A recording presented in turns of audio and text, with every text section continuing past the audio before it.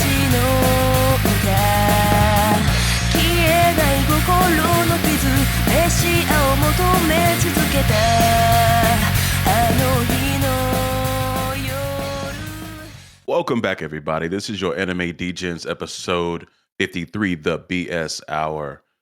We have a special guest today along with Dan and Tyler. We have Dave here from Treehouse Anime Club. How you doing, Dave? I'm doing good. How about yourself? Thanks for having me. Doing fantastic. Just hanging out with the boys, man. It's always a good day.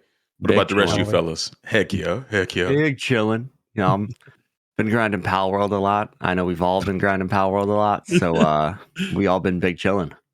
Oh yeah, for sure. Especially the last few days. Yeah, we got a little dedicated server going, so we've been going pretty hard. Always having fun.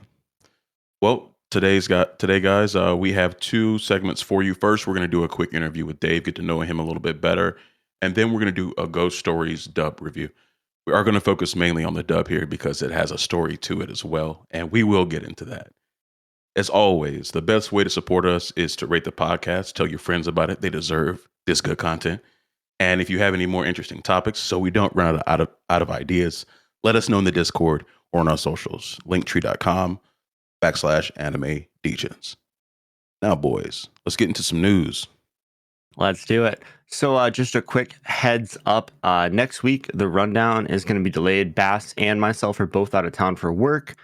So it's going to either release on Saturday or Sunday on the freaking weekend.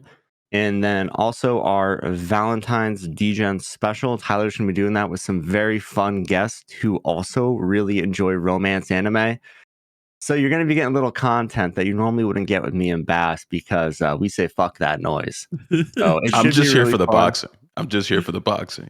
I'm here for the occasional romance on the side of boxing. I think I already got a name for it. It's going to be the most kawaii Degen episode ever. Keep it. Very cute.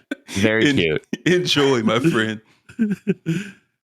But yeah, moving on from that, speaking of like Valentine's Day, Mushoku Tensei Season 2 Part 2 is going to be out on April 7th. Why does Valentine's Day make you think of a guy who can't get a boner? Yeah. Yeah. I'm not interested in having another ED conversation, by the way. It's going to happen. So I've already laid the groundworks for it. It's happening, Bass. Sorry. Oh boy. Okay, here we go. So at some point, that'll come back up. But next, guys, we have Dragon Ball Daima. Will release fall of this year. Something I'm pretty excited for. All our favorite crew gets turned into kids or just small people, I believe. I'm not really sure. But should be fun. Should check them out. What you got for us? Yeah, and our last little piece of news, Konami has established its own anime studio. And they did so with the release of a Yu-Gi-Oh! 25th anniversary short. It's focusing on I can't remember the name of it now. Dave knows it. Oh, you talk about the series is, I think it's what I read on the article is like OCG stories, like the online card game stories. So they're gonna make a short series based off the backstory and lore of Yu-Gi-Oh! Cards. It's like I've seen it as like a manga series. Like one of them did the Sky Strikers lore, and so it's like Master Duel, except when you do the little campaigns. Except it's going to be a lot more better animated than the PowerPoint that they give us in that game. That trailer looks sick. Hey, go check it out. I mean, wow. Yeah, definitely. I'm sold. Yeah, definitely. We'll drop a link to the trailer on YouTube in the Discord when the episode drops. So definitely check that out. I'm hyped. I don't know much about the online card games, but I messed with Yu-Gi-Oh! Heavily as a kid, so I'm excited. Hell yeah. I guess now it's time to duel. I had to do that, boys. You need to get that stutter check, buddy. Yeah. you got to get the going a little better. Yeah, well, duel. You know, this was just a spur of the moment type thing.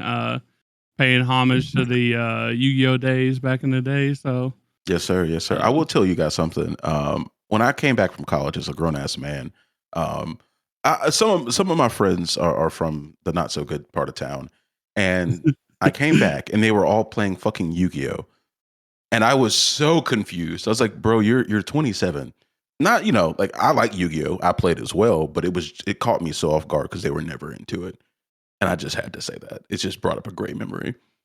I love that. Like, I can't imagine being like gambling on Yu-Gi-Oh as like a late 20-year-old. Heavy gambling. Like we're talking Wow. about bucks, boys. Bucks. I'm not gonna lie. If I had my Yu-Gi-Oh deck still and I had somebody that also had a Yu-Gi-Oh deck, I would be dueling at 30. So I think I'm 30. So Yeah, I had to go through I had to go through my bins. I was like, I will be back with my cards, boys. I did not know we were on this time. Well, that's the hard part though. Like, if you try and break out your deck from like 2000 and like I was getting washed. They got some strong ass monsters. Yeah. Yeah, they have like the synchro summons and all that shit now, and it's like, oh my god, how did you get 4 monsters that have 3,000 attack points on the field in one turn? Like, how do I do this? Yeah, I was in the blender for sure. I lost some money. I had to back up off of it. And I'm just like, go Dark Magician, do your thing. Bodied. So are you saying Blue Eyes White Dragon is no longer viable? Oh god, it's trash. Yeah. Oh god. It's Like not- base White Dragon is absolutely trash. Every monster has to have an effect now. No, I cannot play paper Yu-Gi-Oh anymore. It has to be online because there's a handy thing called a computer that does all of that automatic process for me. And so you go on something like Master Duel, like it's the little lights up, and I go, like, oh yeah, I can do this move now. And so it's like combo chains. I've seen people play paper Yu-Gi-Oh, and it is like hands. They are throwing hands. It's like, oh, I do this to do this to do this. Like it's like a fighting game. It is literal combo strings. Yes, I was very, very lost, but Yeah. I had fun. It was just a cool moment. I need glasses to read that text now too. Like I need bifocals. It's getting so specific. This is why I moved over to Magic the Gathering. It just says 2 sentences on the card, and that's like the most complicated it ever gets. Yu-Gi-Oh, you got to read a paragraph. You got to have a PhD. I can't. Just throw me on the computer. If it lights up, I know that I can do it. Easy enough. Things have changed. Things have changed though. Mm-hmm. I love that. All right. Well, I guess it's time to get into our little get to know you section, Dave. So as we know, your name's Dave. But is there anything else that you want us to know, like any of your shows, like anything, any fun facts or anything at all? Just let us know. This is your time to shine. Take a sip of water first. Here comes the fact. elevator pitch. Let's go. Yeah. Yeah, so here's the elevator pitch. Hi, my name is Dave. I am the creator and host of a podcast called the Treehouse Anime Club. And it's a little different from like a review podcast. I actually talk about the people who work on the cartoons. So the director, the writer, the main animator staff, a little bit of that. And I created the podcast to kind of highlight the people who work in the anime industry. And so if you want to, if that sounds interesting to you, you can find us on Instagram and Threads at Treehouse Anime Pod. That's all one word.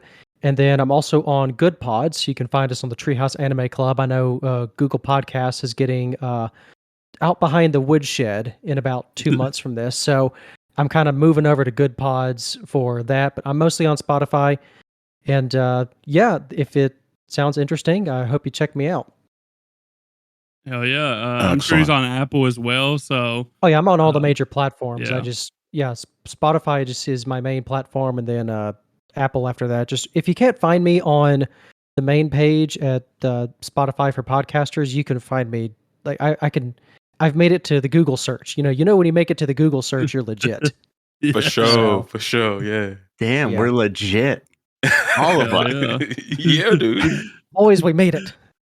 And also all his links and stuff will be in the description as always. And I guess we move on to like when did you first get into anime? I know you did a episode on it, so let us kind of know a little bit about it. Mm-hmm. There is how to start. Well, I will say there is an episode, again, that Tyler is right. I did an episode last year called My Anime Origin Story, and I also did one for the community, which I believe, Tyler, did you pitch into that one?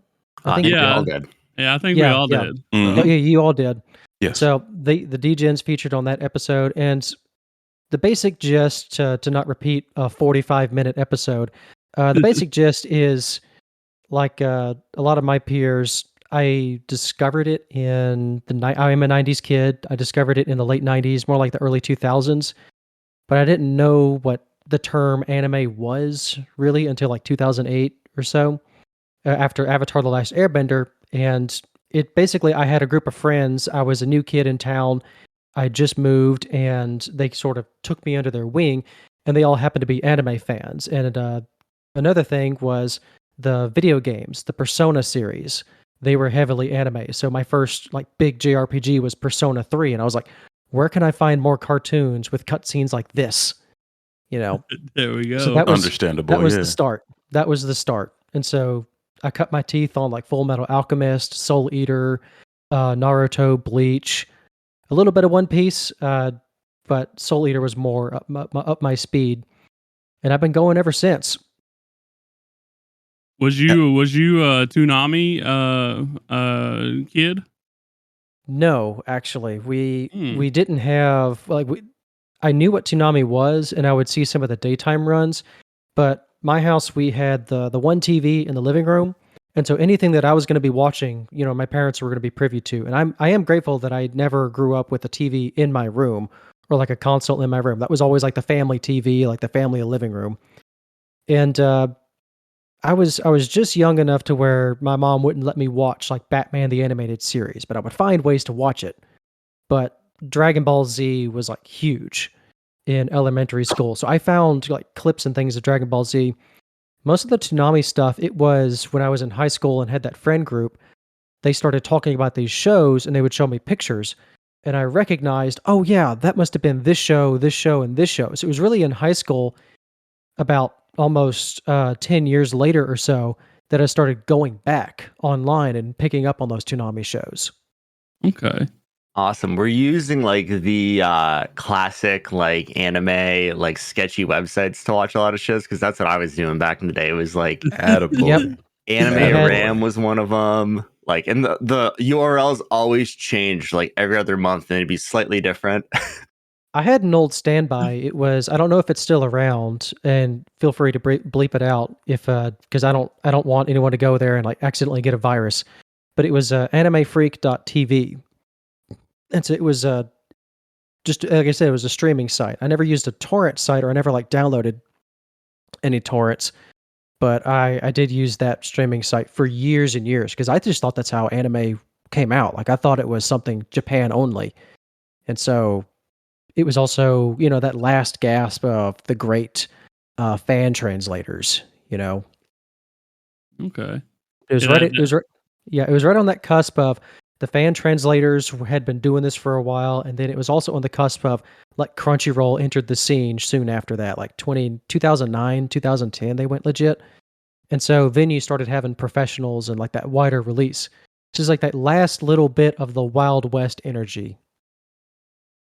Hell yeah. That reminds me of like what was it, Frostwire and LimeWire and shit, bro. Yeah, I got LimeWire, viruses yeah. galore on that shit.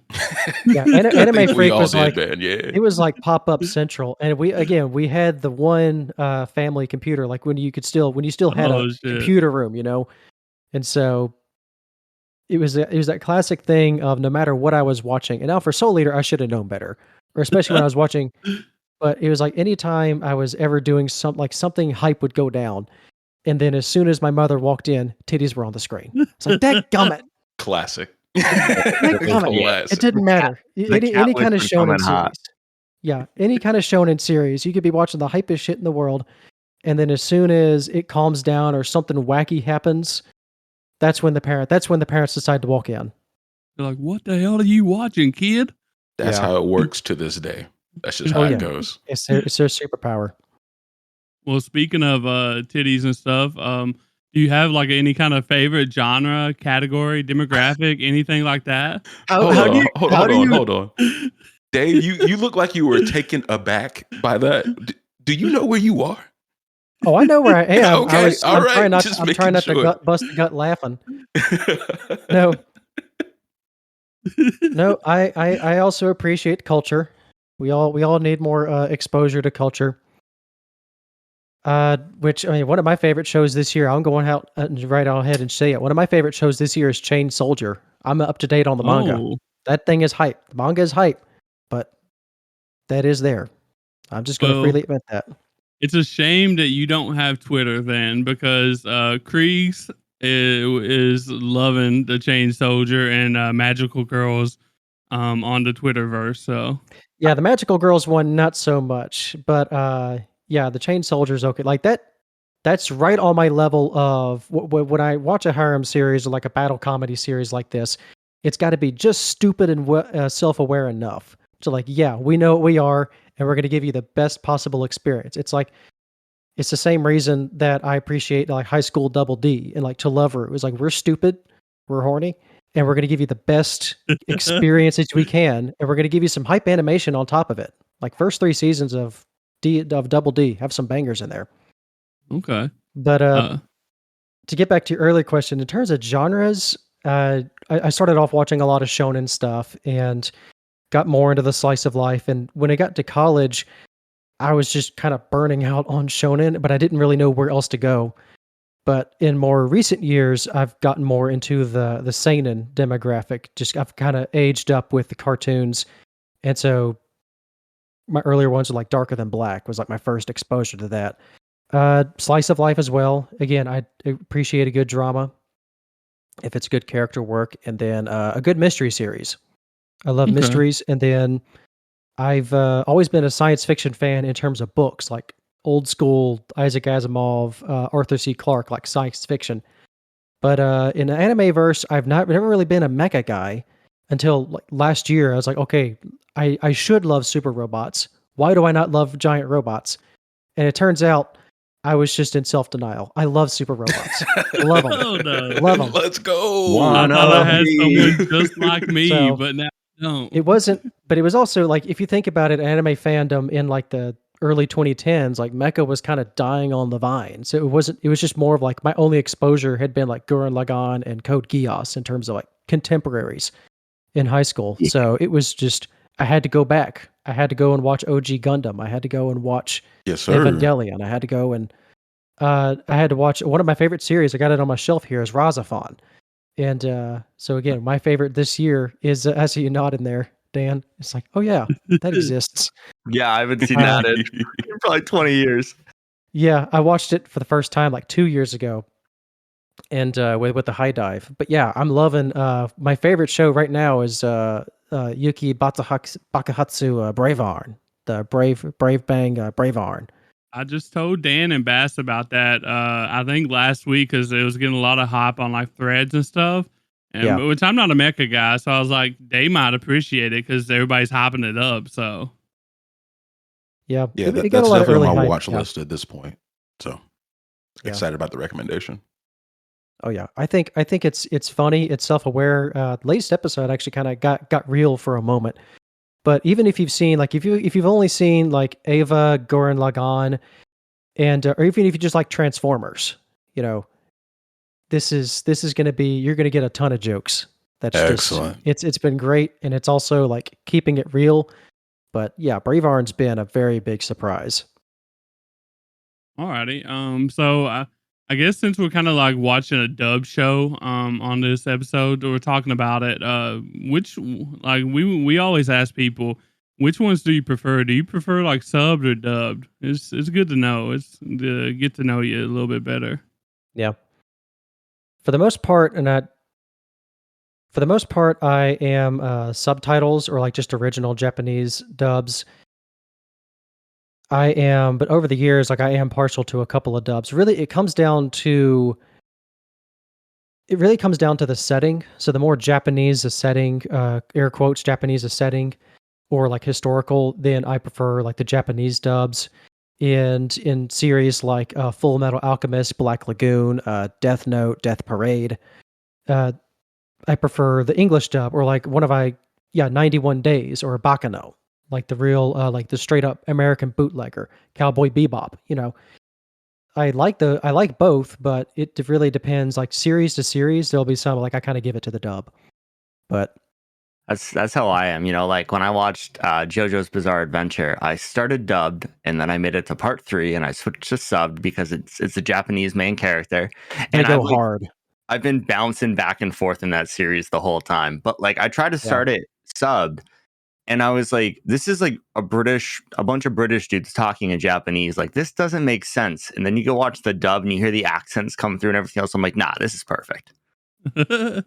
Yeah, it was the Okay. same way. It was the same way with like Vinland Saga. Like the Japanese dub was excellent, and then I listened to the Netflix, and I got the Sentai Blu-ray back here. So I haven't heard the Sentai dub, but I was like, let me go ahead and get it because Vinland Saga is good. So Excellent. Yeah, that actually mirrors kind of what we did a segment back on sub to dub. oh I think it yeah, was one of our first 10 episodes, and that's pretty much what our whole conversation was about. It's all about, the setting and context. Mhm. Yeah, so that mirrors what we were pretty much saying. So excellent, yeah. Yeah. excellent. I appreciate the fandom for mostly calming down on that. That was Yeah. that used to be that was like hot button, ow. It That used to really be was, really, it and that was literally, it was like, ugh, that was friendships one were of the main broken. reasons we did that segment so soon on the show. Go ahead and clear that air. Yeah, it's a good air to Um, clear. Yeah, definitely. Because we're not for like the gatekeeping, I guess you can call it, on that kind of stuff.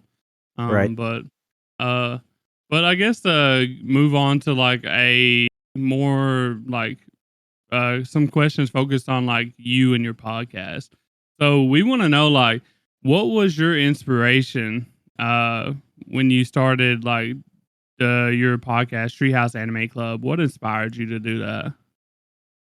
Well, I'll get the obvious ripoffs out of the way. One of my favorite podcasts for anime is is a podcast called the Anime World Order. It's three hosts. They're mostly based out in Florida. Daryl, Gerald, and Clarissa. These guys have been doing it since 2005, and they're still Damn. going. So they, what I liked about it was they've been around, and they've also been like professional writers for like Otaku USA and articles. So their conversations that they have, an episode could be like 2 hours, and they're ostensibly reviewing something, but the review portion is like 30 minutes. It could be like an hour and a half of them just talking about something random that happened in the anime, or they talk about this one person. And like these folks have forgotten more about anime than I will ever know in my life. And so I always liked how concise that was, but it was got kind of like the hangout vibe. The next one, like the YouTuber Glass Reflection, Tristan Arcata, he was my first source of anime recommendations. So something like my segment, I have a segment on the show called the 15 Seconds of Fame, where it's like, I've been talking about this show for an hour or so. Well, let me give a brief shout out. If you like this show I'm talking about, here's a brief mention to something else that is a little bit more niche, maybe, or just hasn't been brought up in a while. So I just stole that directly from him. With he does his review, and then he would do alternate anime recommendations, and he would have two columns, one and a two, Okay. and then That's pretty neat though, for people to do that. So mhm. As for the structure of the podcast, I was really inspired by also a YouTube channel called Secret Galaxy, or they used to be called like Toy Galaxy. They mainly talk about like merchandising and things from the 80s and anime included. And it's very structured and kind of very presentable, and it's like in two parts. And they put a classic commercial in between, and then they run the YouTube ad. So I really like the structure of it. It's just like a very top level, here's a brief history of whatever. But as far as starting this podcast, it was really around COVID 2020. I had those 3 weeks off, and I've always had an idea to do something creative, like either a YouTube space or a streaming space, or just something to do something creatively output. I do some art on the side, and I sing. I've done a little bit of writing. Just this is like the latest thing of that creative expression. But as far as what I wanted to do specifically, I started in 2022 seriously sitting down and talking to some podcaster friends. Also, there's a podcast, Remember the Game, really big retro gaming podcast, and I talked to him a lot, the host, and a lot of creative guys in there. And I was like, well, I'm a solo guy. What can I do? And I kind of ascribed to the theory, at least at first, of I'm not going to do a review podcast by myself because no one's going to give a shit about what I say about something obscure. If it's just hey, I'm another anime review podcast. And props to you guys for doing that. It really needs to me, it needs to be like a multi-host thing. But yeah, well, we don't really 100% focus on reviews. We again, just yeah, you do guys a just lot of talk. things. So We just Yeah, bullshit. Again, Bullshit. that's Is this the Anime bullshit Degens. hour? It's a hangout. Yeah. Exactly. So the general to kind of cut this off a little bit, I was like, well, I really like talking about even before anime. I was a big fan of classic cartoons, like in the Origins episode. I'm a big fan of Looney Tunes, Tom and Jerry, a lot of Tex Avery stuff. One of my favorite animated movies is Who Framed Roger Rabbit. And so there's a whole story and things about the production of that movie. And I just find the history of cartoons to be fascinating. So it's like, well, I'm a history buff. I also like anime, and I want to grow my knowledge as an anime fan. There's the podcast right there. And not a lot of folks are doing this like in-depth review or an in-depth look at different podcasts, like who talks about it or who made the cartoon. But I thought I had a kind of a unique premise to work with that not a lot of folks are doing. And then for the Treehouse Anime Club, I'm a forester. I work with trees. I always wanted a tree house growing up as a kid, but I never Okay. got one because we were always moving around. But I always had a big tree in the backyard to climb. And so I was like, let's just do it. Treehouse Anime Club. Also, not a lot of podcasts named Treehouse. So it was just kind of how can I fill in a niche? I enjoy doing it, and I can be a little bit of educational and informative. My goal is like not to go like super duper in depth, but to give you enough to go like, okay, he talked about such and such and so. Maybe I want to check up on like an individual episode. Who key animated this scene, or who is this episode director? Well, I want to give you a head start. I want to give you like your first blush at, if you want to do some deeper research, I've given you your first step and why I think these people are cool. That was the general concept. Awesome. Okay. And I guess going off that, like, if you had to pick one show, one episode of yours that you would recommend like newer listeners to check out, or like just which one would it be? Do you have one in mind? My default answer is whichever one's the latest published, because that's the one that sounds the best. Um, I like that. Yeah. In general, though, I've noticed, like, even my family, who they've been very supportive through all of this, and a lot of my folks, like, they don't watch anime, but they understand that I'm passionate about it, and they're like, they've always encouraged that passion. Even my parents, who had like no idea what I was watching, but they trusted I was, being responsible. So even amongst my family, I've got a lot of good feedback about my Anime Origins episode. I think that'd be a good place to start. It's not like an hour and a half of just info dump. And then, so if it's not the Anime Origins episode, or if you don't know anything about the latest episode I've done, I have certainly covered something that maybe you watched in the past. And maybe you're feeling a little nostalgic for like Cowboy Bebop. Or I'm surprised the response to Revolutionary Girl Utena. That's gotten a lot of response. So I mean, just go through the list and see what episode strikes your fancy after you go through the Origins episode. And if you want to know a little bit more about the show that you enjoyed maybe 20 years ago, Hell yeah. And I'm pretty sure that us Degens will be on Dave's podcast, Treehouse Anime Club, like in June, I think. Oh, we're talking about that now? Yeah, maybe. So News to me. I was about just be to on the say, lookout for that. So I got to put that on my calendar, I guess. Yeah. Yeah, seeing as it is later in the, I was gonna, I've been talking with Tyler a little bit, but yeah, I'll catch back up with you on that. yeah, we'll But, see. Maybe in the yeah. future sometime. So Awesome. Yeah, I'm we've excited. definitely been talking. Yeah, we've Yeah. definitely been talking. So yeah, That's great, man. That's spoiler great. alert. Yeah, Don't you dare guys, say the title of the you show. should Don't say the show. You should have saved that for the spoiler zone, dude. Come on. Yeah. Oh, true. Okay. fumbling the bag, brother. Come on now. Listen, I didn't tell him what it was. The date's not, 100%. So The beans you are know, spilled, brother. The beans are spilled. What is spoiled? I don't know. I have no idea what we're talking about. No. I've been voluntold for something, but that's all I know. But I guess that's it for our little get to know him section. Now we get to the fun stuff. So Yes, definitely go check out Treehouse Anime Club. I really do enjoy that podcast. Dave does a great job with it, guys. But like Tyler said, let's get to catching up on the cult classics. And this time, guys, we are doing Ghost Stories, the dub version specifically. So the English version of this in America was released in 2000. It was originally written by Hiroshi Hashimoto and adapted by ADV Films via Fuji TV. Fuji TV owned the Western rights to this, so ADV did the actual dubbing of this.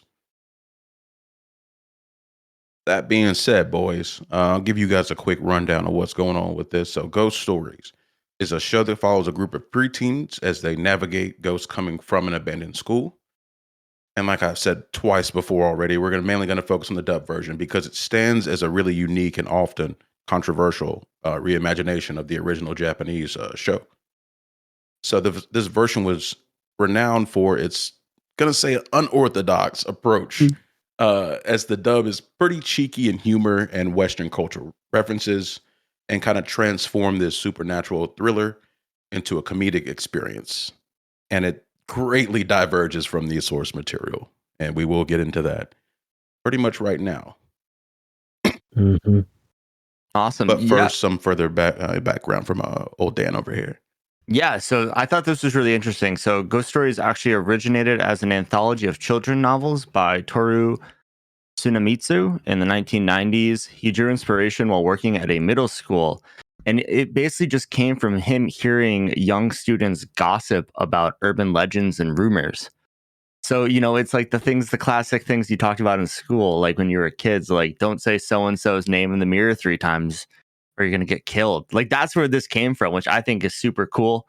The series ran for a total of 10 volumes. There was a live action TV adaptation, several films, and finally an anime series. And that's why we're here. 100%, my boy, 100%. I know Dave has a bone to pick and he wants to clear the air on some backstory on the English dub. But first, I'm going to ask my regular co-host here, what had you guys, and Dave also, what had you guys heard about the dub before even knowing or looking into these rumors? So I have seen this dub show up more times than I can count on like short form media. So people will just take clips of it and they're so out of pocket that you're like, what the hell is this?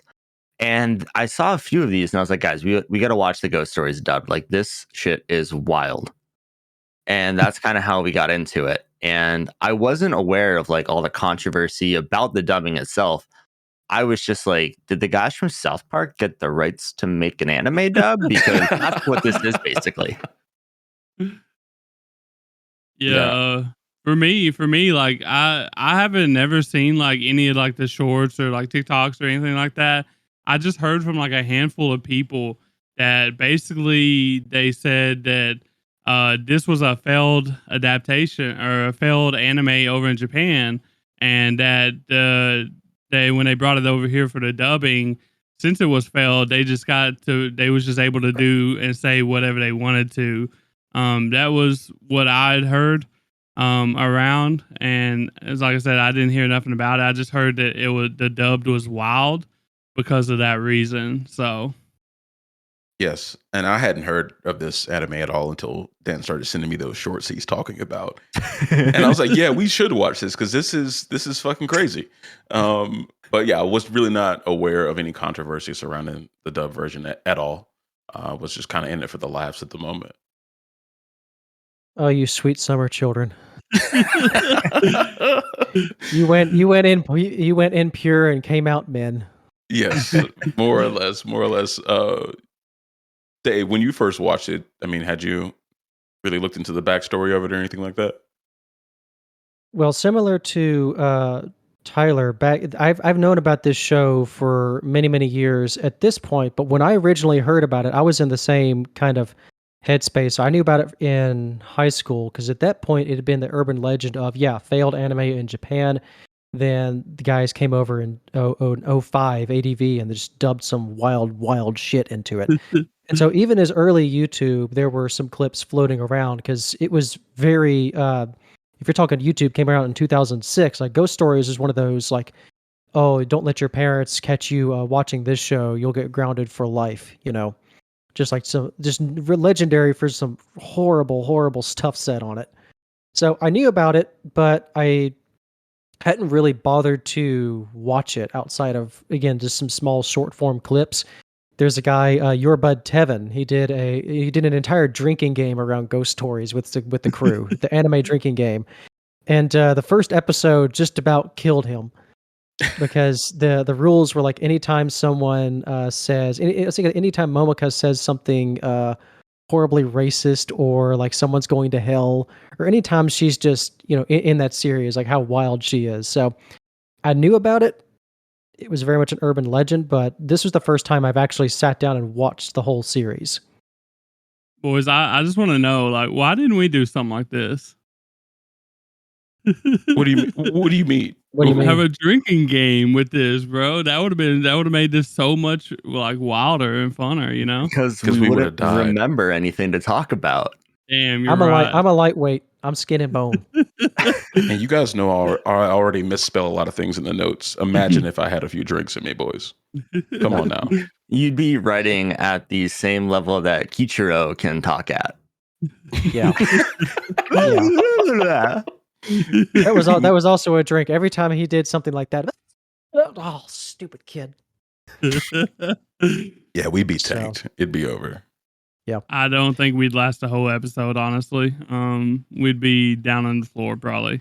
So I will No. say, so I think the reason I enjoyed this show so much is because I would watch it. Like, I started watching this a couple months ago, and it'd be like late at night, and I would just get unbelievably baked and watch this show, and it was pure comedy. And I think that elevated the jokes for me. And I realized that I haven't watched in a while is because I haven't been to a dispensary in a while. I'm like, oh, the math is mathing. It's coming together now. Mhm.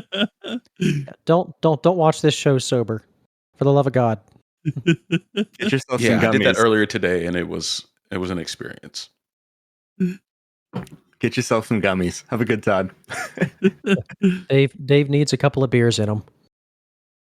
Yeah, so I'll go ahead and kind of like set the, I guess, do the setup for what the rumor is, just to make Right. it clear for everybody listening. Is it's more or less that this show, Ghost Stories, failed in Japan, and what they had to do to kind of, they're on their last legs. They said, "Hey, we have to make this work in America so we can make our money back. You guys just keep the character names and the ghoul names the same. You guys can change whatever you want." And we've come to Mhm. find out that is not really the case.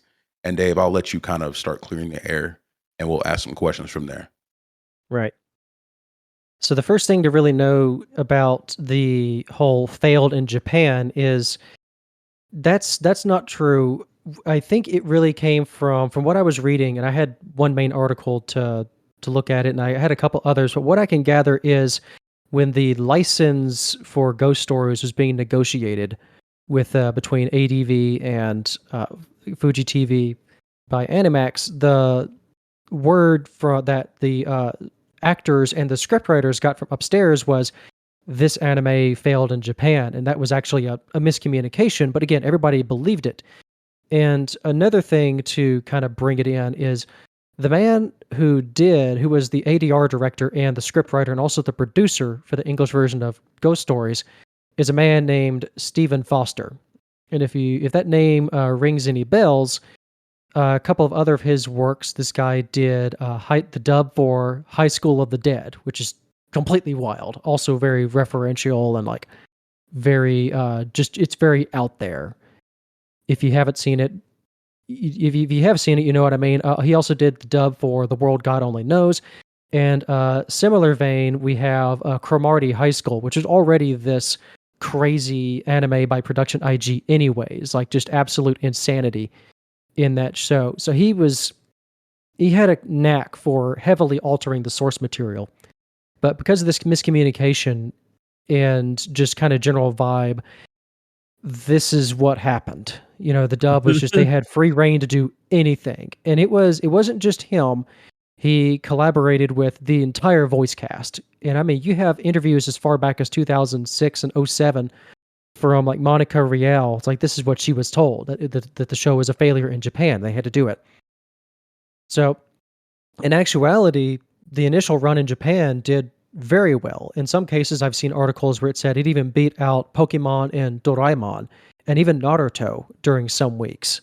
So far from a flop in Japan, and of course, it's had multiple adaptations. Like the anime adaptation is just the latest in this long string of other series, and so that's just happened because the early nature of the internet, and also the dub kind of became this kind of central marketing portion.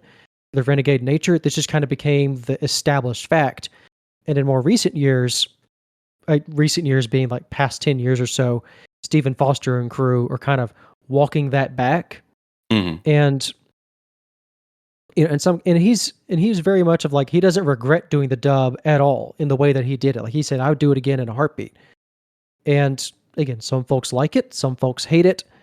I mean, you do you, but I got to give him a little bit of credit because here's the thing. It was not a commercial failure in Japan, but imagine bringing this show and trying to adapting it straight. This is a very, very Japanese specific show in its references. So, I mean, imagine trying to seriously adapt this work and trying to pass this off to an American audience, like the wider American audience who are used to seeing things like Naruto and this is 2005. So we're like full in the grip of the big three. And then you try and pass off this slice of life kind of horror series onto the general public.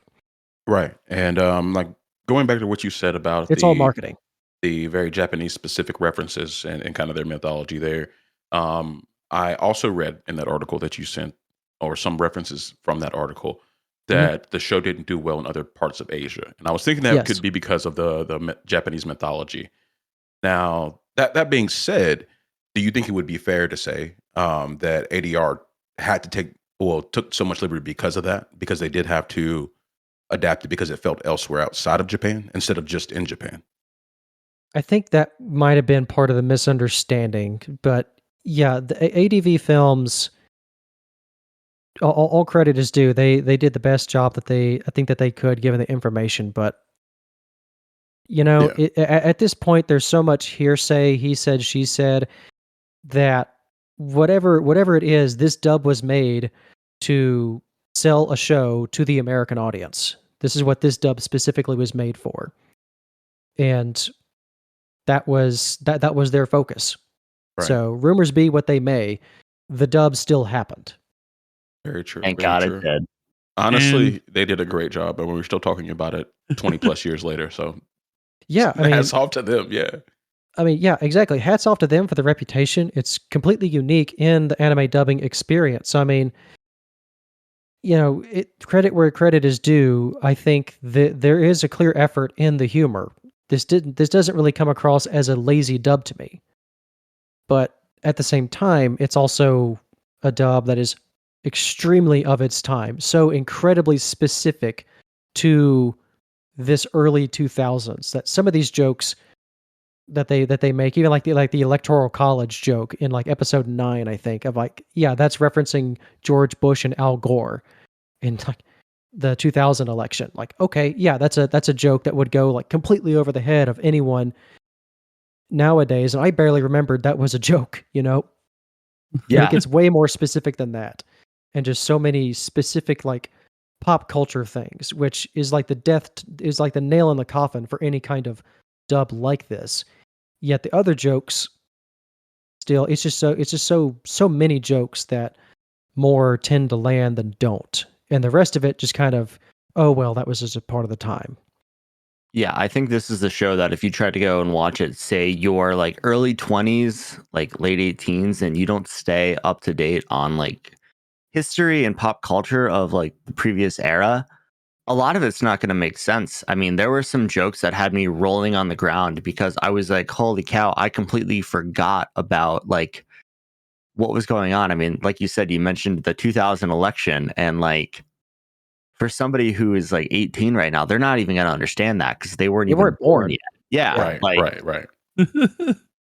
So I mean, this is something that is very specific to us 90s kids, and even then, like really the kind of the kids before us, like the 80s kids, really, and the adults in the room. Plus, I mean, like I said, we already talked about South Park, but I mean, Family Guy was blowing up. Another show like Jackass Oh was yeah. everywhere. See, this was very Mhm. much. Not only was it the pop culture humor, it was very much just that early 2000s. Just all of a sudden, everything had to be edgy and kind of this dark, ironic humor and just sarcasm. Just and again, some of the words that they say here, we used to just throw the R word around like popcorn. It's like now it's just like that gets you canceled or that gets you Yeah. banned. Yes, And it's I just remember like, my first introduction into that not being an acceptable word. We had a yeah, group come talk to our fraternity when I was in college, and they kept yeah, saying the R word, and I was so confused about what they were talking about because it was just that normal. yeah. What they were like 20 We minutes. I were was like, the R word. What's going on here? Yeah. yeah, we So were saying that stuff. We were saying that shit in junior high and just didn't mean anything by it. It's just yeah, just the buzzword or like the trendy curse word of the day. it So was. Yeah. They use remember, a few trendy curse words. They Yeah. dropped the F, not fuck, but the other F word quite a few times. I'm like, damn, you couldn't Yes. make this. You couldn't make When's this it- stuff these days. yeah, when's the last time you heard that in actual context? So remember, kids, it might be trendy to curse today, but in 15, 20 years or so, you're not going to be so trendy anymore. Keep was your just hands saying, clean, boys. You judge Yeah, us. You judge us today. I'm wagging my finger at the camera. You judge us today, but just wait when your kids are going to call you old and out of touch and a horrible person for ever thinking such language in the first place. yes. It Yeah. was just a part of the times. I was gonna say the Mhm. last time we heard the other F word was Tokyo Godfathers, and we were all pretty taken aback by it. Yeah, But that like, was Yeah. it was used Yeah. seriously, and in this sense, it's used very sarcastically. I'm like, I remember that humor. That's more how it Yes. was. Yeah, for sure. So I think it was just a perfect storm there. We had Stephen Foster, who's known to take some liberties, the times, and also what was selling in America at the Mhm. time. So honestly, they took great advantage of it, and it worked. Worked very, very, very well. It's a fascinating time capsule to be sure. Yes. But now I kind of just want to get into the general review of things, and then of course for our listeners, we will keep spoilers out of this section, and we will let you know when the spoiler zone starts a little bit later. But Dan, you told me that this show was always use the term habitual line stepper, and in the first 10 minutes, do want want you guys to explain, like, did that come across in any way in the first, like, say 10 minutes of the show? Do you remember anything that you Yeah, heard that was like, what the fuck is going on? I mean, there were just so many lines. Like every other line in this anime is out of pocket. I mean, like you have the scene where Sasuke is like carrying a picture of her dead mother. And there's a dead mom joke in the first 5 minutes of the show, as well as white panties, as freaking Hajime is sitting there on his balcony across the way, just looking at Sasuke, and she's like lying on the ground. Like it is out Yes. of pocket. Yeah. And I'll tell you guys. So my birthday was yesterday, and so my parents were here. Just my mom was here today, Oh actually. no. And I was like, Mom, I have to work on my podcast stuff. She's like, well, work on it down here in the living room. And I was like, she was like, no, you should do it. I was like, well, I'm going to let you know it's going to be an interesting watch, Mom. Because she like for you, Dave, my family's very supportive of this hobby of mine, doing this podcast. And I was like, okay, fine, we'll watch it, but remember that you asked for this. it. Yeah. Yes.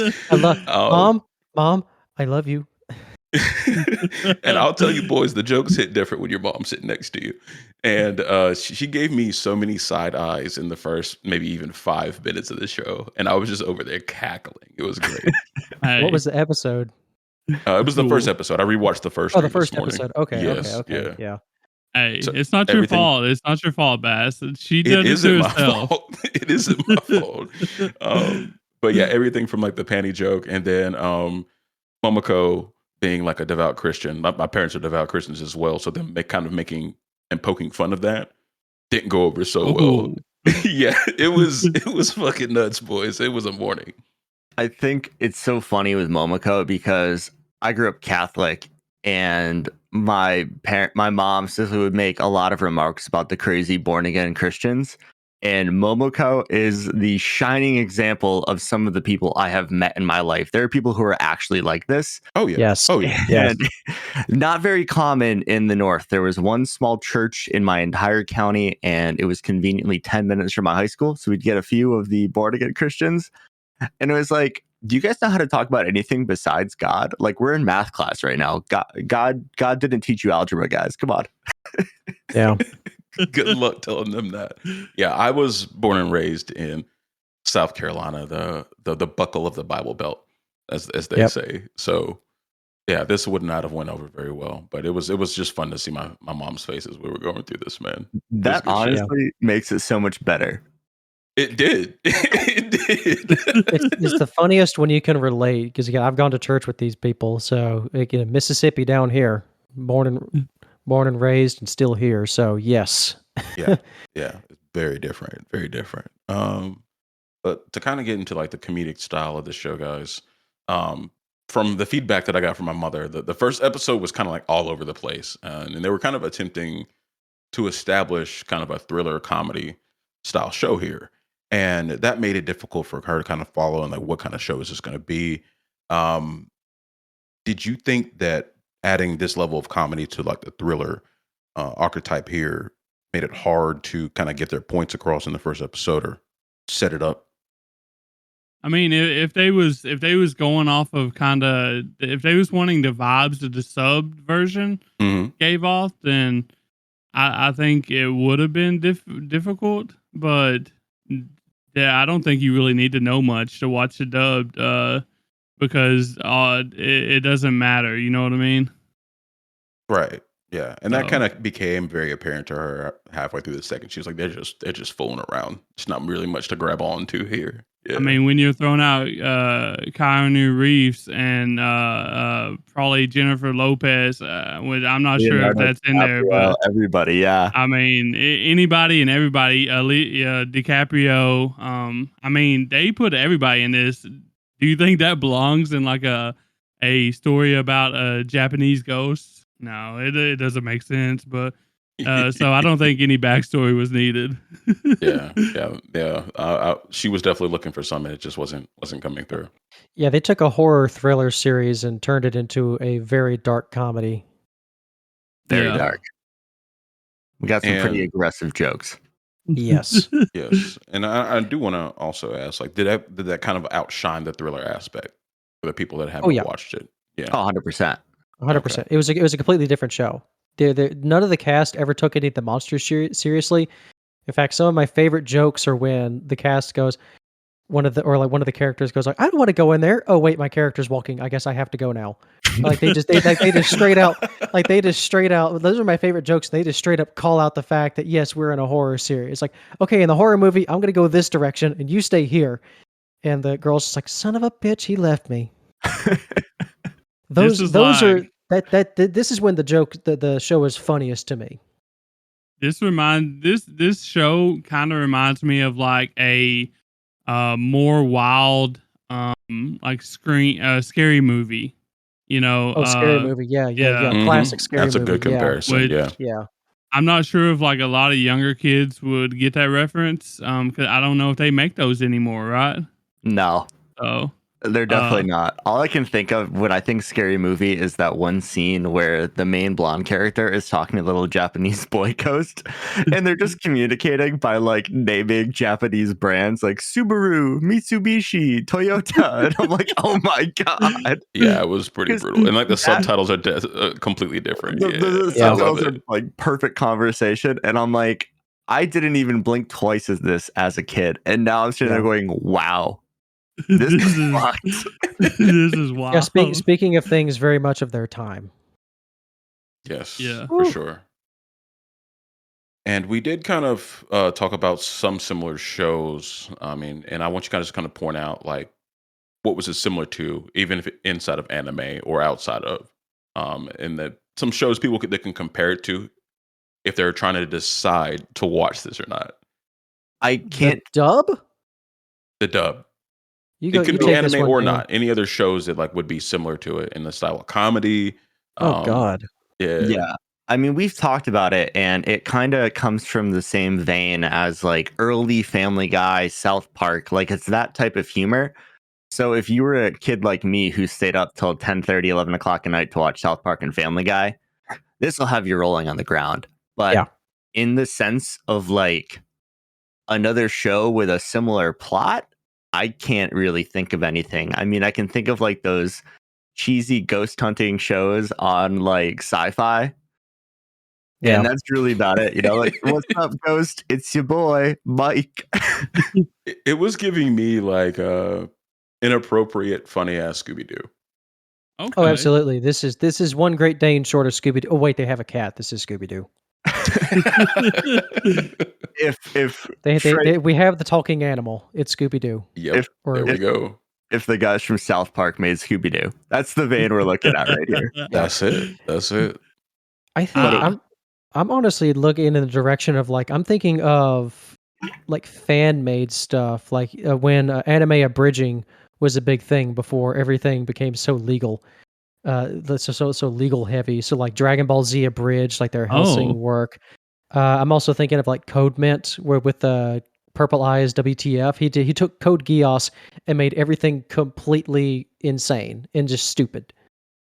Just complete subversion of Code Mint. That was like it gets funnier in the backer episodes, like the front episodes. You can see he's working through his stuff, but like that Code Mint is just complete non sequitur. But he did like a One Piece parody, and he had like a brief Soul Eater parody. And so there's one episode, it's called Nun Piece, and it's like Nun Piece episode 5. He smashes Code Mint, his One Piece guys, and then Soul Eater, throws them all together. So like Lelouch is a distant cousin of Death from of Death to Kid on his old man's side, and his uncle is also his uncle is also Alucard from Hellsing.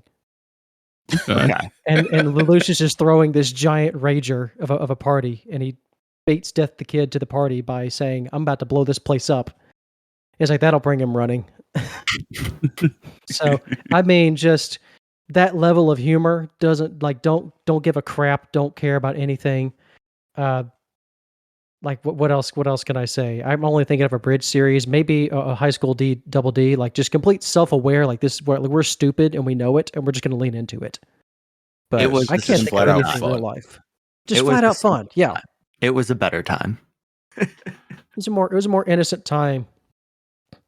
I don't know if I'd say innocent. Yeah. No, it wasn't. No, I made a face. It was a simpler like, time, maybe. It was a simpler time. A simpler time, yeah. The repercussions for doing something like this weren't nearly what they are now.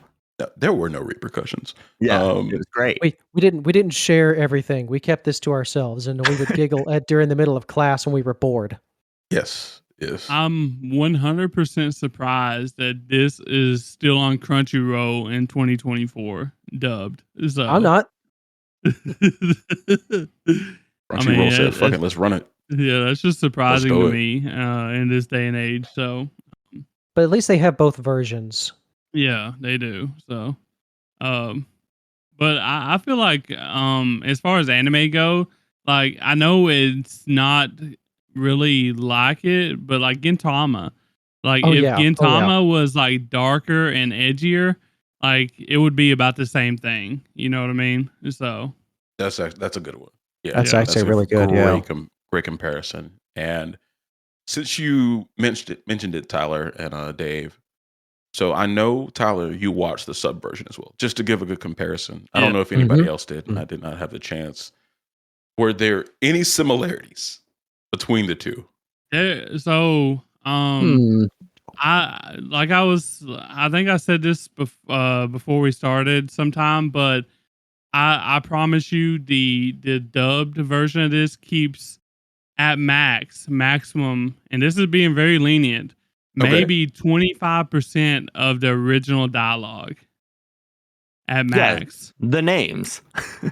they keep a little bit more than that. There's some sections that is like, so I didn't watch like the first 3 episodes subbed. I just picked random episodes and watched it subbed after I watched the dubbed. So, and it's actually insane. It's like Dave said earlier, it's literally a totally different anime, and there is no comparisons to it. You cannot compare the subbed and dubbed because it is so much different. Personalities change, like they changed almost every personality of all the characters in this show. Like it's just not the same, you know? Yeah, absolutely. Interesting. Yeah.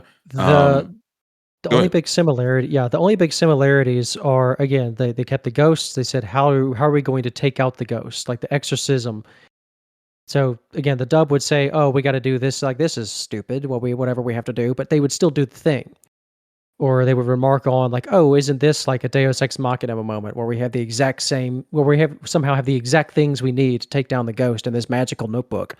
So other than that, the general storylines, like how it starts, I actually appreciate the sub because if you're watching the original show, and this also kind of comes across in the dub because a lot of episodes open on like construction work or things of that nature where like nature is being taken down. So like there's a little bit of a story there, a little bit of a shared motif there, but again, this is more like it's not so much like nature spirits. These are like, oh, we sealed this away in this secluded spot, and now a ghost is pissed.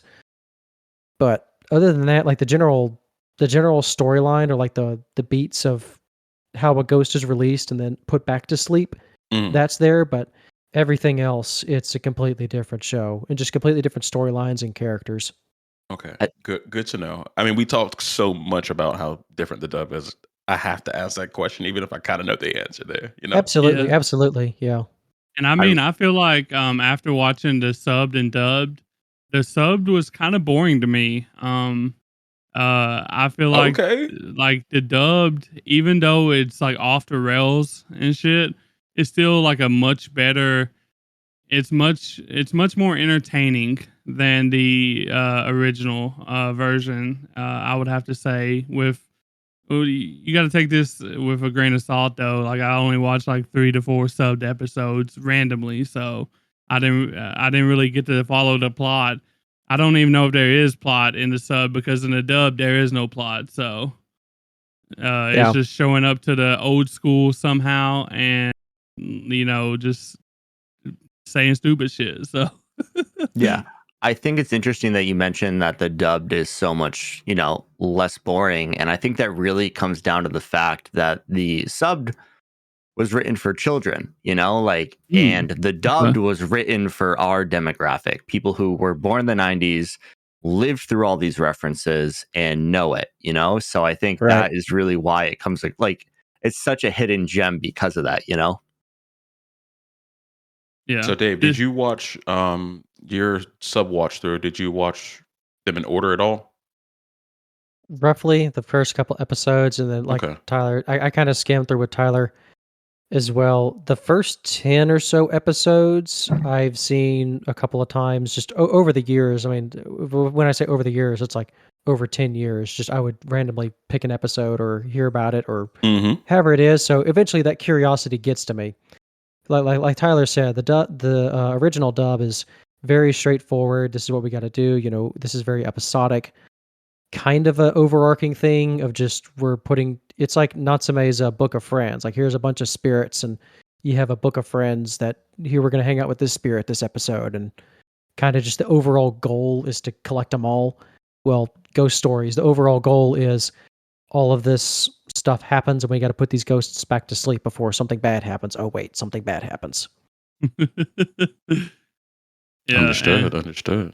And I want to also say, like in the dub, in the sub, like the original Japanese version, like Momoko, for example, she's like a very Completely religious, different character. like person. She doesn't mention religion, like I don't even think once out of all the episodes that I watched in the Japanese version. That's how drastic the difference is in this. And she's not the only one that they like messed with. Like they done it across the board pretty much. Like the male character, I don't know his name, the jerk one, in the dub, the one that seen the neighbor kid, Hajime, yeah. Hajime. He's not as much of a jerk in the Japanese version. He's a big jerk / perv in the dubbed version, but he's not at all like that. He's a small fraction of that in the Japanese version. So it's just a lot of different things. So also, Leo's not Jewish. yeah, Nope. Leo isn't even Jewish. That's a Japanese boy. That's a little Japanese boy. He ain't no Jewish boy. No, shit. He's a Jewish boy. Don't lie to me. Deep down. and Okay. the little brother Kiachiro, he Oh, Keiichiro, doesn't yeah. have like screaming moments either. So He's The cast hated that kid. The English cast hated that kid. They wanted it to make they wanted everyone to hate that kid. God, He was I hope you're adopted. he was there for incidental dialogue. So I mean, you could tell the English cast was he would just parrot whatever thing like okay, Captain Obvious. That's what the kid was. He was a punching bag. Yeah. Yes, a Like what literal you're saying. this is Butters. This is Butters. Yes. Yes. I pretty love much, yeah. that. Wow. So yeah, very, very different. I'm glad I asked that question. That kind of clears up some things for me. I think I'm going to go back and watch this up as well, just to see what's going on with it. You know what I'm saying? I mean, you might enjoy the sub better, Bass. I know you like the history and stuff like that aspect of it, so you might enjoy it better. You know? Yeah, I'll Nah. definitely let you know. We'll Nah. see. We'll see though. We'll see. Nah. definitely Everything in little portions, everything in moderation. I could Yeah. only watch about 2-3 episodes at most in a day.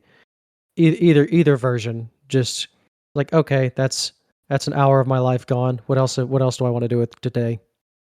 Right. Also, I will say the voice for the cat Amana Jaku, I recognized it subbed the original Mhm. Japanese. It is Oh. actually Frieza Kuwasuchi and Caesar the Clown, Caesar Oh, yeah. Clown from Oh, One yeah. Piece. That is that's who is the VA for Amana Jaku, Mhm. the spirit cat. So Okay, I was trying to figure out who that was. yeah. Excellent, excellent. Cool, man. So that kind of leads me and really to my final question. Um, did you have any favorite characters from the dub, or did any characters really stand out to you guys Yeah. above the others? Hit me, Dan. Let me I know. was such a fan of Amano Jaku. Like, just like Same. how much of a dick he was so funny. And like the best line, one of the best lines of this, and this is, I think Dave said it was his favorite line is, "Run, it's a ghost, and she's a bitch." Yeah. Like, he was just so out of pocket. He was such a dick. He's like, "I hope all you kids fucking die the entire time." Yeah, no, he was definitely my favorite character. The Same. other ones were a little insufferable for me. I really enjoyed Satsuki, which is the I Main guess character, the I main think, yeah. character. Yeah. I really enjoyed her character. She was pretty funny, but I don't think out of the episodes I watched, she really didn't step over that line. If she did, she only did it maybe once or twice. Whereas like the Hajime, like he steps over the line quite a bit and stuff like that. So Mhm. for as the line being is for what's acceptable nowadays, you know. I also really enjoyed Even back then. yeah. I also really enjoyed her brother. Whoever the dubbed VA for that character is phenomenal because he can make some weird sounds, bro, and I really enjoyed that.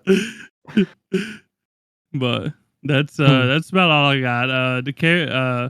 I didn't really like Momoko. I Yeah. believe her name is. It Yeah, just got Momoko. old. The religious shit just got old for me. Yeah, I wish they would have dialed that down some, and I think she would have been a better, funnier character. So I actually really liked her character. Yeah. Just because I know people like her. okay, And it was funny to see that kind of person in this setting. So I actually She had- really, really enjoyed it. Yeah. Yeah. She had a few really good lines in there. Like the lines that did hit, it was like just a gut punch. I was dead. But yeah, so some of that I actually kind of prefer, oddly enough, I do kind of prefer Momoko in the dub because in the sub she's really just there. In the original dub, she's just kind of there, and her role is to be the occasional spirit medium. Like she really doesn't contribute anything of substance really to that sub. But I do enjoy her in the ironic sense of her character in the dub. Very good. Very good. They Okay. take the direction. So I have They a did. question. Should Mhm. we drop some of our favorite lines that are just completely out of reference of the episode? That way, like, Yes. listeners can 100%. understand what we're talking about, because Yeah. there is I forgot what episode it's in, but there is communication between Sasuke and, sorry, my dog's freaking out. I don't know if you guys can hear that. That's Sasuke and Momoko, where Sasuke walks up to her and she goes, "Hello, sinner." And Momoko says that to her, and Sasuke replies, "Can you just go bomb an abortion clinic or something?" Yeah. And Momoko's response is, "Just you wait. When that wonderful president finish stacking the Supreme Court, we won't have to." And that joke told the fucking future, guys. Like, that is Donald Trump in a nutshell. Like, I was Holy cracking shit. up. An Well, amazing line. It Look was at the incredible. foresight. Okay. There were so many good ones. Another one was during the episode with the running ghost. "I enjoy running with you. Why don't you have any shoes? Did the Crips take yours too? They took mine, and my Yeah. dad only buys me cheap ones from Payless now." Like, it's so stupid, but It it's was so great. funny. Been down that road. And uh, Sasuke's one really out of pocket line is the piano ghost episode where she's potentially going to die. And she says to Kichiro, "I'm sure I'll live a long life of heartbreak and alcoholism before a ghost takes me." And I'm like, damn, that's hitting home for a lot of people. Therapy in a bottle. I think I laughed like a lot when Momoko asked. She just seriously just straight up was like, "What does bootylicious mean?" And I just died. Oh, boy. There was one line that also is like, oh man, someone had a little bit of trauma built in. It's like, must be nice to have a friend. Everyone here hates me. It's like, ow. And There were some amazing ones in the racing Oh. one too. In the foot race one. You remember when Oh. they were training Keiichiro, and you got the guys behind Oh, us. You yeah. want to be an Air Force Ranger? You want to live a life of danger? You don't want to be bumped by a stranger? Come on, what are you, a little sidekick? I think the first ever thing I saw from this show was during that episode, and it was during the training montage. And that's it. That's what I'm talking about. Think of a big black man chasing you, and you just hear Ketsuo with this absolute gibberish, and he falls over on the ground. And Hajime goes, "Well, I guess he's not racist." And I was like, Yeah. "What the fuck is this? I need to watch this." Yeah, you sent me that one, and I was like, what the fuck? What are you looking at online, Dan? What the fuck is this, dude? The algorithm is a mysterious beast. Okay. All Hell, right. they even be out here referencing the casting couch and everything else, boys. Like it's absolutely wild. Mhm. I think within like a few minutes of the first episode, they also say giggity giggity, Yep. which Yes. was like, oh shit, they're already going like Family Guy references, you know, obviously. So, Mhm. as that's the only giggity giggity I know. So, but definitely some wild times. I think at one time, correct. I don't know if this is what they was trying to portray, but Hajime was trying to imitate I assume Japanese language, and he was Right. just saying like diggity diggity jiggity what I got really fast. I was like, wow, that's wild. This was so funny to me. So he comes up on a closed road and goes, "Oh crap, it's in Japanese." Yeah. This This killed a me. little boy in Japan, and he said some very extremely racist things in Chinese, and goes, "Oh wait, that's Chinese. Good thing I Yeah. speak barricade." He just walks the other direction. Yeah. Woo, what a ride. This What a show is ride. completely off the rails, like I said. So Yes. But guys, that's pretty much what I have for like the general review, the non-spoilers. So to Mhm. close this one out, I want to go ahead and go through and give you guys want some of you guys to give some ratings, 1 through 10 per usual. Just to get to Dave in it. Dan, how about you go first? Yeah, so with these cult classics, I'm going to give it 2 ratings like I did with Golden Boy, because I feel like that's right. As a show itself, like mid as mid can be, hard 5. But if you're looking for like that super cult, like classic humor that we've been discussing, like this is a solid 9 out of 10, man. It is so funny. The show itself is not good, but like the dub is really just what takes it to that level of, oh my God, I'm rolling on the ground laughing. Okay. Excellent. Now, our guest, please. I'm in the same camp as Dan. It's like as a show out of 10, solid 5. Just even a 4 for me. There are moments I couldn't stand this show, and that's just sub and dub. It's not really up my alley. So I mean, I'm going lower. I'm going like 4, 3.5. Like you said, this is a show that if you were in a college anime club or just any kind of hanging out with the boys and just a night of doing a watch party, couldn't ask for something better. If honestly, in small bites, 2 or 3 episodes, perfect. That's all you need. And so in that regard, yeah, 9 out of 10 in terms of just bullshit hour. Yeah, and then kind of like for myself, yeah, I'd probably give it a high 3, low 4 type area, close to you, Dave. It would be good background noise, just like how Family Guy or Okay. or South Park is for me. You know, you're doing something else. Maybe you're on your computer looking for something, and she's got it on in the background. Other than that, the entertainment value for me kind of wasn't there. I know Dan was loving the jokes and whatnot. Um, hit or miss. Like we've all said, there's not really much there outside of like the comedy. So, it's okay. It's okay. Mid at best. Hell yeah. I guess for me, like this show kind of reminds me of something I once heard someone say, and I can't remember exactly where I heard it from, if it was a show or another person, I'm not sure. But you know, what they say isn't bad as long as they discriminate equally, and they did. That is For true. sure. They make Yeah. fun of everyone. And this show is like very edgy and sometimes very dark humor, kind of like what they said, like Family Guy, South Park. If you like that kind of stuff, I definitely 100% recommend this for you. The dubbed version, of course. But like they also said, this show is not a show that you can binge. It's episodic. You should only watch a couple episodes at a time, and while you're chilling or whatever. I think that's what I would do.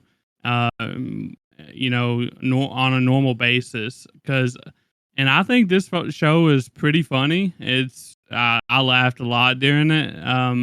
Like I said, some dark humor in it as well, and it does tiptoe on the border of like right and wrong a lot. I feel like, and sometimes it crosses over that border, as you'll see if you do watch this. But I'm gonna give this 2 ratings as well. One for the subbed. I'm gonna do a little bit different. I'm gonna do one for the subbed, and I'm gonna give that a 4 because the subbed, I would have dropped it after a couple episodes, honestly. But the dubbed, I think I would give it around a low 7 to 7.5. Because I enjoy it, but I don't like necessarily love it. You know what I mean? So Excellent. Yeah, we were kind of all over the place with the ratings, but I think that's just if it's your cup of tea or not. We're in the Yeah. general camp. Yes, for sure. We all Cool, agree guys. it's not good, but it's funny. Yeah. it's funny. More or less, yeah. Well, now, guys, it's that part of the show where we kind of dive deeper into the plot. So if you have not seen this and you want to check it out, skip this section. This is our spoiler zone. What plot? Yeah. If I say spoiler alert, there is none. Look, man, I had to do something with these questions. No, I understand. You know, there's a story structure and there's a sayings. Whatever. I don't care about this show. You do your thing. Yes. I was debating not even having this section, to be honest with you. But What yeah, did coin flip land on tails instead of heads? yeah, it was pretty bad, man. It was pretty bad. All right, well, hit me with what you got. I'm ready. All right. So we did talk about the differences in general between the sub and the dub. So I kind of want to open up with that as well. And so how we talked about the exorcisms being similar, and then the kind of, I guess, the introduction of those. I'm gonna say ghost coming into the story, but how they work with them? How do they grapple with these supernatural elements? How did that differ between the two, between the sub and the dub? Mhm. Like I And said, if you the can give me dub, more specific references, or yeah, if well, the there's nothing there, dub there's nothing there. was straight comedy. Like they didn't fear it, but like I think Dan said earlier, but the sub, like, it actually tried to be like a thriller, ghost story. Like it was more serious. Like they was actually scared. They showed that they were scared, and I feel like that watching the subbed only, you would be led to believe that this was actually a scary situation in all of the ghost meetings or whatever, which we didn't get that vibe from the dub because that went out the window, obviously. But do you think the same way, Dave? Yeah, I do. I do have to say for as it is and the kind of the general audience vibe that it's going for, the monster designs pretty solid. Like I do have to give it to this. Like the art direction on the show is good. It's nothing really is standing out to me like, oh, I remember this scene or this scene. Like I really just remember individual monsters, individual ghosts. But as far as how the ghosts were approached, I mean, again, like I said, exact same terminology, exact same method, just the reasons behind having these exorcism tools, or the reason that they had to do these exorcisms, was still the same. But again, the methodology and the approach was completely different. So it's played more seriously in the original dub, as you would expect. But again, I'm just going to repeat this here. It's Japanese Scooby Doo. Yeah. Yeah. Yes. Except the ghosts are actually ghosts, and there are some actual stakes. Like some kids are actually put in danger. So that was a little, at moments it was kind of surprising to go like, oh, this kid could actually die here if this goes one other way or direction. So the Japanese, when the kid friendly to the Japanese is not exactly kid friendly here over in America. As I learned when I tried to show my mother Spirited Away, I was like, oh yeah, there's a whole scene of where No Face barfs up his entire meal, and she doesn't do vomit. So Oh. that one's Okay. on me. I was sitting there watching. It's like, should have shown her Kiki's, Dave. Like should have shown her Laputa. Like, ugh. Oh well. She doesn't do well with blood or vomit. So it is. She was on board until that moment. So again, kid friendly to Japanese. They're a lot more. Shall I say, okay with showing tense situations in cartoons. So if you want to play it seriously, the original dub is there, but you got it. A lot of the other show is just sitting around and a lot of talking and waiting for. It's just a lot of talking and not much going on. It's a very straightforward show. Yeah, that's And why I thought it was kind of boring. So, yeah, it's but Okay. it's if you don't like slice of life, it's like some of the worst practices from slice of life. Just kids doing something stupid, or there's got to be the theme of the show, or there's like an event like the sports festival. Okay, we got to spend this whole time doing a sports festival, and I guess a ghost shows up. I guess you know the English dub just really, they're like, we have this to work with. So I don't know. Okay. Okay. Yeah, I think that was some solid answers, and kind of like what I was trying to get at for the question is as it was What do you think? presented. What do you think, Dan? Yeah, I mean, I didn't watch the sub, so don't have a lot of input on that. But like, I just really enjoyed the dub, man. I don't even know how to explain it. I just thought it was funny. Hey, peak that's fair. trash. Bears repeating. Yeah, peak trash, boys. I love Big it. trash. Yeah. Yes. And yeah, we did also talk about kind of how ridiculous the voice actors were trying to be, and also in that article you sent to us, Dave, it did talk about them trying to outdo each other with the ridiculousness as the show Oh yeah, went the on. ad libs. Yeah, the Yeah, ad they're just libs. trying to go crazy with it. Yeah. The self-referential. Well, again, it kind of in the vein of favorite lines. There's one where it's like, "These are the fastest lip flaps I've ever had to sing to." Oh wait, I'm done. So, and they just kept that. If you look through the actual credits of the English dub, you've got, of course, Stephen Foster on as a head writer, but then on like ADR script, you have basically the entire English cast with writing credits essentially, because everyone was just in the thing. Like the other thing that I just remember, like speaking of lip flaps, that was the only other stipulation to the dub. Like it had to match the lip flap, so they couldn't just say whatever. They had to actually work with it, which is why I say the dub wasn't low effort at all, but Right. it They had to was time just it up to they what the lips are. Yeah, what the lips are saying. exactly. So Yeah. in some instances, they were like, "Oh my god, this character's doing that whole thing." It's like, "Oh my god, I'm losing my lips." So, and then you have one of my favorites is actually the ending of the. If we're talking spoilers, one of my favorites is actually from Amana Jocko as he closes out the series, as he's like taking out the big bad. Like, this is, what am I doing? This goes against my entire character arc up to this point. I should be glad these kids are dying. Okay, whatever. I better get a Grammy out of this, or I better get an Oscar. I'm about to deliver an Oscar-winning, not a Grammy. I'm sorry. I better deliver an Oscar-winning performance out of this. And then the rest of the dialogue is, man, he deserves an Oscar from the rest of the cast. And then as the credits are rolling, as like the ending of Amana Jocko sacrifices himself to defeat the big bad, and then he ends up Amana Jocko ends up basically reincarnated or sleeping under a tree. And so the final shot is the cat looking back at the tree and meowing. And so as the credits are about to roll, all of a sudden you hear Amana Jocko going, "I'd like to thank my agent, my fellow performers, for giving me this opportunity." His voice, as you see, he gives this long speech, and his voice just fades out as the credits are rolling. And just jokes like that. It was just, yeah.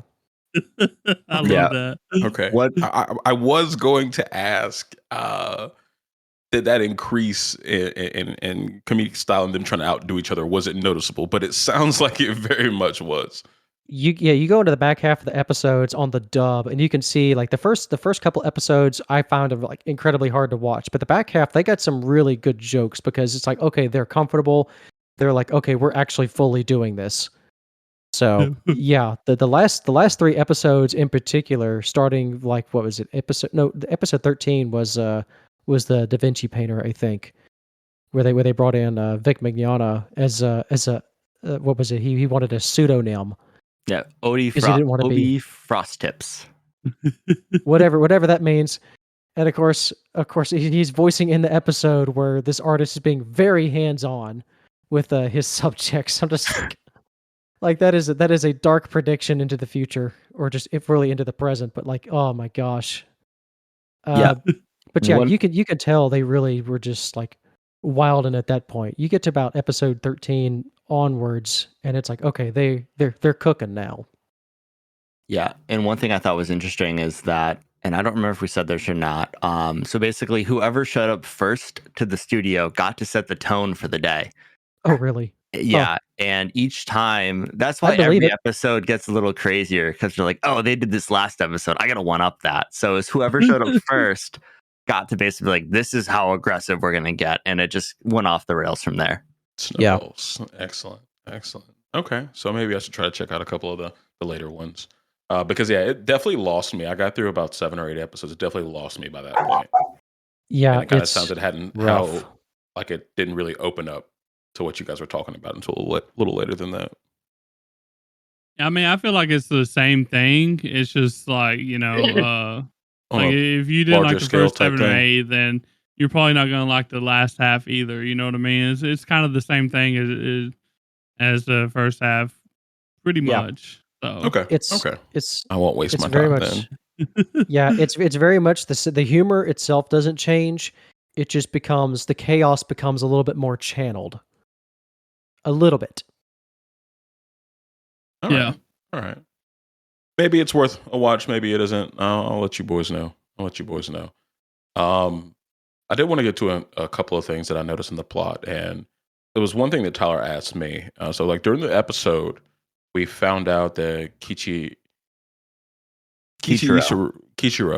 and Sasuke's mother was a teacher at the old haunted school there. And I know Tyler said he felt like that was just too big of a coincidence. Was this explained at all? I know there's hardly any plot, so they may have not gone back to it. But did you guys notice that, or did they explain it at all? I mean, they mentioned right in the first episode that his father met her there. Yeah. So I'm assuming Okay. that it was while she was the principal. I don't think it was when they were kids there necessarily, but it was like they No, might have met. No, it was. It was? Yeah, speaking of that episode I was just talking about, the Da Vinci one, also time travel happens in that episode. Spoiler. Oh. So Okay. Satsuki travels back through a painting, no less. So the whole Da Vinci painter. It was a weird episode, and the dub was very much. That's one. If you're gonna have an episode to watch, I would say watch the episode 13, or the one that says Da Vinci. I would say go watch that one dubbed. But yeah, the general storyline, there's a painting, the ghost comes out of the painting, and they use the painting to travel back in time, and Satsuki meets her mom. Very Back to the Future esque. Okay. All right. And they did save the cat in the end. This is more for me personally and my concerns. The cat lives. Amana Jocko it doesn't really. But yeah, the cat. Okay. I thought for a segment that there is a one in the final fight where the cat like just gets absolutely bitch slapped out of the air, and this cat is a bloody mess. It's like, I don't know how your organs aren't liquefied at this point, taking a hit like that. But I mean, the cat is just a ball of blood, but he stands up, and Amana Jocko is still fighting. So somehow the cat survives. Okay, good. Yeah, I'm an owner of a black cat, so when they lost the cat, so I was like, "Where's the cat? Where's this cat going?" You're not going to like it, because also in episode 20, it's also implied heavily that Keiichiro kills all of his pets.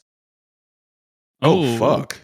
Yeah. Well, this is a dubbed. You know, They really yeah, do hate that kid. yeah, the dub, the Holy dub. Like they really shit. hate that kid, because the kid's like, this black cat. They're remarking like this is the last episode, so some wicked stuff better be happening. And Keiichiro is like, I like this kitty. He's made it further than all of my other pets. I've gone through 9 goldfish, a parrot, and he's just like listing off these other pets. Like, this kid's a menace. Just in the dub, just out of nowhere. They really hated this kid. So yes, they said this kid kills pets. So God in the dub, I don't know if Kaya's gonna make it. I can't say. So you may want to watch it subbed. Maybe the cat lives at the end. All right. Damn. Yeah, that was a big sticking point. I was like, "Yo, what happens to this fucking cat?" Yeah, the cat's fine. Okay, Or not. very maybe. But yeah, in the second, well, it was really the first episode, and then we saw it again in the second. Hajime kept calling out the color of Satsuki's pansy color. That continues the whole time.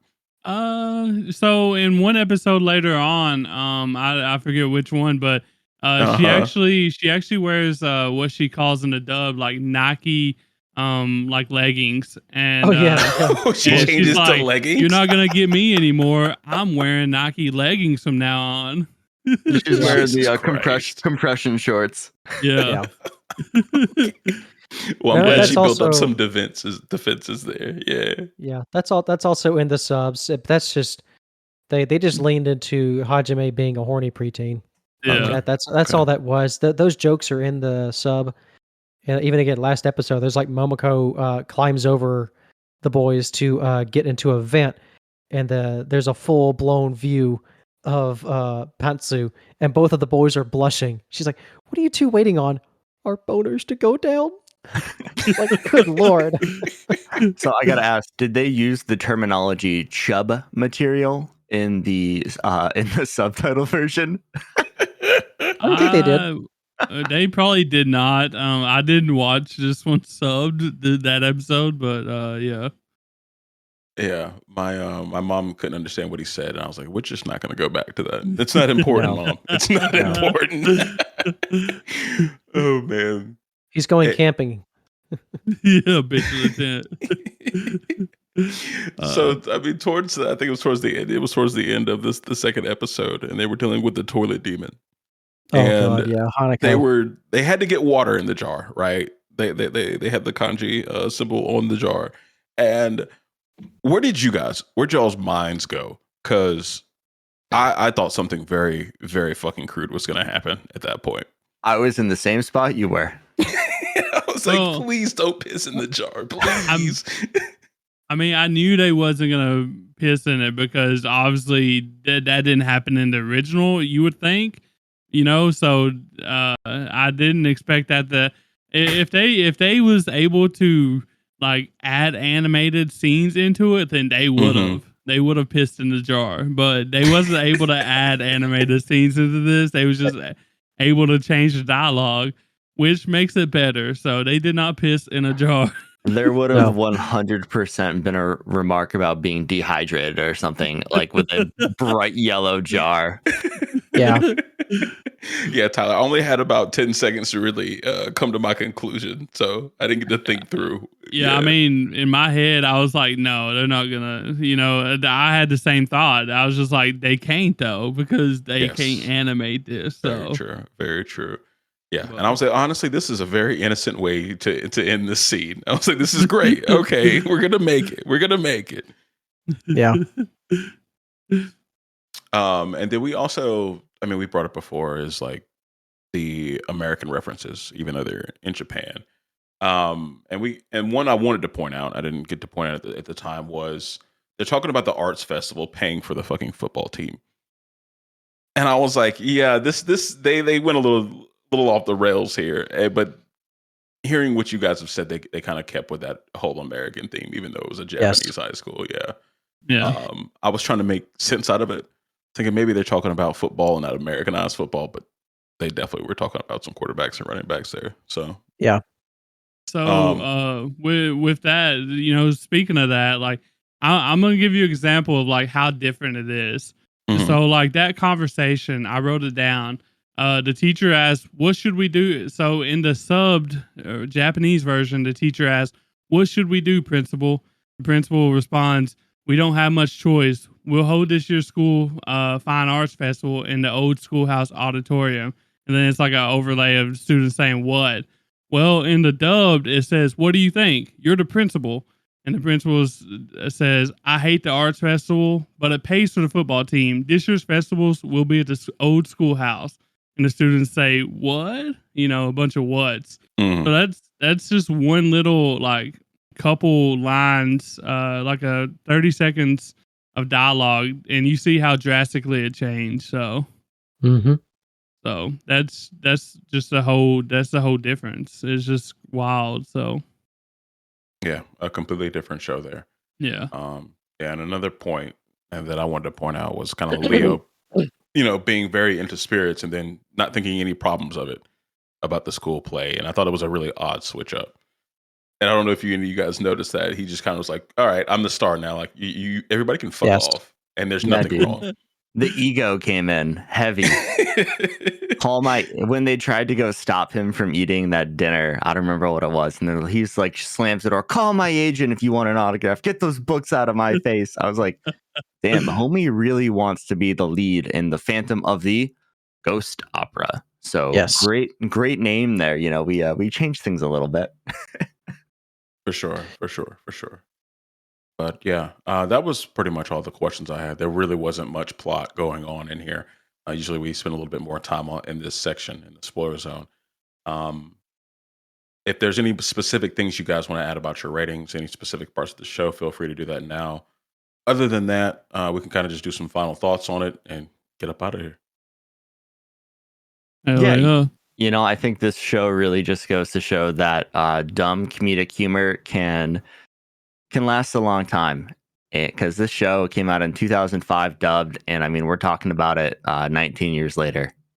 So if you're into that old early 2000s really raunchy humor, this is a great show to watch. But you drink some beers or take some shots or smoke some weed before you do it, because it really elevates the humor. Yes, and I think if you enjoy something like a South Park or a show like that, it is enjoyable to a certain extent. South Park writing is leagues better, obviously, but of course. But yeah, it has the same feel to it, and I think it is enjoyable. Like Dave says, and maybe 2 episodes, 3 at a time max, and you can go on about your day after that. Yeah. So I don't know if y'all was able to figure it out, but so what's her name? Satsuki and her brother sometimes as well. Mhm. They will say, instead of saying, they'll say like what the, and then they'll say like something like visity yuck or something like that. What the hell are they saying? Does anybody know? I think they're just trying to put a word in there instead of dropping the F-bomb because they probably legally couldn't. Yeah, Because Okay. that's what I think. yeah, that's what I like, got from it as well. Yep. yeah, I'm sure they had some stipulations about certain words, and obviously Okay. some of the words they used weren't as big of an issue back then. But you still couldn't say fuck on TV, which is why like Correct. you'll never see that in Family Guy unless you're watching like a DVD version of Right. it. It is so wild that like that's where they draw the line at in a show like this. You know what I mean? Yeah. I mean, that's just how it used to be on Yeah. TV. I think it still is. Like the F bomb is like the top level uh curse word there. Yeah, but now Okay. through streaming, we can hear it all the time. Exactly. Yeah, because The South Park, gloves like you are said, off. Family Guy, they all did bleep out that word back in the day. Don't know if they still do. I Yeah. don't watch cable television. Well, South Park revolutionized the cable TV by making shit normal, just saying it. But Mhm. even on TV, they never dropped the F-bomb. And it's again in a PG-13 movie, you get one. Yes. Yeah. You get one, and it You belongs. get one. It belongs to Samuel L. Jackson if he's in there. hmm Clearly. I mean, come on. You gotta have one motherfucker. It's the man. The man is an artist. And Yeah. fuck is his paintbrush. Yeah. Mhm. Well, guys, did you have any more questions you wanted to ask? Anything is fine.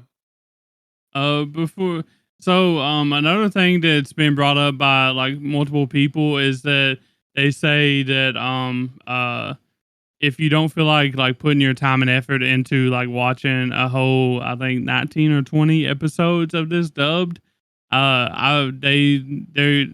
lot of people say that it's just better to go watch a YouTube video full of like all the crazy and outlandish like quotes from it, and you'll get the vibe of this. You'll have your laughs without having to spend the time to actually do what we did. So sit down and watch it. So Yeah, I feel like some context does help with some of the outlandish stuff they say, though. yeah. Like before I watched it, I went and watched like a YouTube compilation, and I was like, "What the hell is this? I got to go check this out and figure out what context half this stuff they're saying is in." And it definitely kind of brings it more full circle for you to watch the show. Absolutely.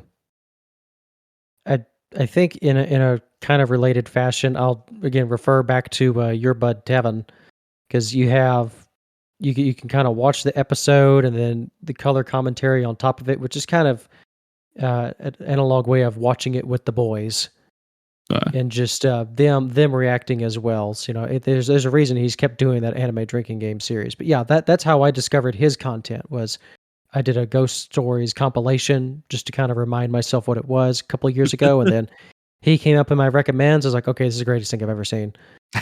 But do you Yeah, guys? I have a yeah. I'll You go for it. ahead, Dan. No, I was Alright. going to say, I think the only reason we haven't done an anime drinking game is because we don't want to step on his toes. Yeah. I did have a general question. It kind of goes with I had one or two shows written down here, but if there's something like, okay, maybe Ghost Stories is not exactly the niche horror anime pick, because like let's be honest, horror in anime is a very select or the widest genre possible, depending on your criteria for horror. But I wanted to know if you guys had thought about any other horror or horror adjacent anime to check out, like instead of Ghost Stories, or just either straight or ironic. I The one mean, I'll go for it, Tyler. I'll talk after. I had to watch one of the scariest anime of all time. Yeah. what I was gonna say is the one that pops up for me is Perfect Blue. I feel like that's a True. very good like thriller slash scary. It can be scary as well, especially in today's day and age. If you look back at what the themes of that is, it can definitely be more on the scary vibes. But that's my answer. I'll let Dan get to his whatever he was gonna say. Do you Yeah, need I more mean, time to search? no, Perfect Blue it's a really good psychological thriller, and it really like I don't know if I'd call it a horror anime because like it's not like jump scares and like ghosts and stuff like that, but it definitely is fucked, you know? Yeah. It's a thriller, yeah. Yeah, it's It's definitely definitely in that J horror side, okay. but yeah. But the one that I had to watch, if you haven't gone back and listened to the episode where we watched the worst reviewed anime of all time, Oh shit. I had to watch Pupa, and it is 28 minutes of what the fuck. I want to go hide under my blankets because like it is just fucked. Like the sound of people eating each other, a lot of weird, creepy incest vibes, demon babies, you know, all that stuff. It is 28 minutes of my life I will never get back, but I'm glad I watched it. And he wants more. I think I remember him saying he wanted more. Well, He wanted to see the demon baby. I wanted to fucking see a demon baby, and I guess like no, it's 5-minute episodes, and there's like 10 of them or something like that. I don't know, and, like, but it's actually only like it's a minute and a half intro, a minute outro, and like 3.5 minutes of anime. Like there's like 8 of them. Yeah, it's like 28 minutes or something like that, and it is awful, but it's one of those things like you have to watch, you know. Okay. Yeah, I generally try to stay away like from like the thriller horror genre in general. So I don't have a good recommendation for it. I really have to echo Tyler for the Perfect Blue. I said during our review that that's not for me, but I could see how it would be a good movie to watch. Very good writing in it. Yeah. Yeah, Perfect Blue is just incredible, but it is also incredibly hard to watch. So I think you guys did that one pretty well justice. I was kind of sitting there. I think the conversation for a while back with Tyler. I'm like, man, it kills me. I couldn't have been on that episode. And then same with I love Satoshi Kon just so much. And so, but I at least had a little bit of an inkling what that was going to be like, because my first exposure to his work was Millennium Actress, that I found at a used DVD store, and I knew about what he was, but Millennium Actress was like my first exposure to it. And then I went into Perfect Blue. So a little bit of that more, he did Millennium Actress after Perfect Blue. So it was kind of that style of storytelling, but there. But I was thinking with the horror genre, or just like it's like a thriller in general, there's a series that I always try and watch around Halloween, or at least a couple of episodes of. And it's one of those, if you know about it, then you might be nodding your head. But if you don't, this is an anime called, and I have my death note here. I have it here. My episode notes to make sure I remembered it. It is Shiki, or Corpse Demon, or it's a vampire series. And it's like, okay, vampires in anime. What are you talking about, Dave? Like this is so JoJo's, or like this is so far from Vampire Knight. Okay. But the basic idea is it's very traditionalist vampires, like only active at night. They can't cross your threshold unless you invite them in. These Shiki cannot turn into mist though, but they are very stealthy. And so the general idea is you have vampires who are slowly beginning to take over the town. Like they want to make a town full of vampires and make a society. Well, what happens when the town decides to fight back? And these are like neighbors. These are like neighbors and siblings being turned into vampires. These aren't like random strangers. This is like a very small, isolated town, isolated community. So when you find out that like your daughter is a vampire, has been turned by these vampires, and what do you do? And so it's a show that it tells you, episode 1, and me telling you it's a vampire series is not really a spoiler. This is like episode 1. And it takes a while to get going because you got to wait for everyone else. First is like what's going on. It's like an epidemic or some kind of thing. And then they have to believe in the notion that vampires exist. So you got to stick with it. And it does take a while. But once it gets going, holy crap. There is like I've never had a series where I felt sad for the vampires. Like where I found the humans to be more brutal than the vampire people. But Shiki goes there. That is interesting. How long is it? It's like 25 episodes, which is why I say it really needed to be. That's good for a month, It's good for a month, and it really needed, in my opinion, it needed to be about 6 episodes shorter. It's very much of like, yes, there's a consistent story to there, but you really could have cut a lot of this out, kind of like, the wrap it up button. Okay. So that's why I said you got to stick with it. but when Shiki starts going, it is still some of the most compelling and, again, terrifying stuff I've seen, like legitimately scaring me. And it's just about how humans can be turned into monsters, or humans are monsters. It's in that genre of horror. Not a lot of people talk about it, so it's one of those you can kind of, put on your collared shirt and go, I know about something that you don't. And it's got some of the, and one of its extra episodes is kind of in the middle of when the shit hits the fan, and it's still one of the best episodes in anime that I point to, and just like, this is why this is freaking scary. Okay. So Shiki. Nice. Tyler, write that one down for Halloween next year. Maybe we'll probably have to check it out. Maybe we'll get Dave back on. We'll get some spooky season. We would have to start on that like extremely early, because if it sounds like we need to watch the whole thing in order to. I've got the DVDs real quick. Hold on. Yeah, it sounds like we would have to watch the whole thing in order to like get to like the best moments. You know what I mean? So but we watch it in October. We have until the 31st to do it. Yeah, that's perfect. Yeah, and we'll wait till Dave gets his headset back on. But if Dave's interested, I mean, he could definitely come join us for our Halloween special. This coming up here. So okay. So yeah, it's kind of reverse. Yeah, Shiki. It's actually off that Funimation's classics when they did like the Funimation save stuff. So that's the actual cover. Cute vampire girl, whatever. But yeah, she looks creepy as fuck. She is creepy as hell. Cool. Well, maybe we'll put that on the docket for Halloween next year. That would be awesome. But watch the Corpse Eaters. Hell yeah. But awesome, guys. I hope you guys enjoyed our review of Ghost Stories, the dubbed. We really appreciate Dave coming on. It was an absolute blast. Like Bass mentioned earlier, tell your friends, rate the podcast. If you have anything you'd want us to talk about or just want to chat about anime, linktree.com/Anime Degens. You can find our Discord, socials, all that and more. And we will include Dave's basically social and podcast info in the description of the episode. And we'll catch you guys on Saturday for the weekly rundown. Wednesday, maybe. We might do a Wednesday Valentines release. Oh, yeah. Our schedule is all fucked up. We'll catch you on, Tyler will catch you on Wednesday or Thursday. I don't know. Yeah, we'll see. The V-Day special. And then I'll catch you, maybe Bass, not sure, on the weekend for the rundown. Peace. Oh, yeah. Later. Bye.